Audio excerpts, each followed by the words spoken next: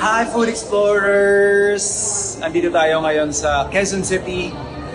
At ito, nakatanggap lang naman tayo ng isang napakalupit na parangal.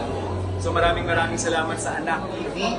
At syempre, maraming salamat sa lahat ng Food Explorers na natanong, na survey at bumoto sa Farm to Table na karapat-dapat magkaroon ng Anak TV seal sa ating television, sa ating show. Maraming salamat po sa inyong suporta. Of course, isang malaking thank you din sa lahat ng crew, lahat ng staff ng Farm to Table, sa lahat ng mga boss namin at yung mga families namin.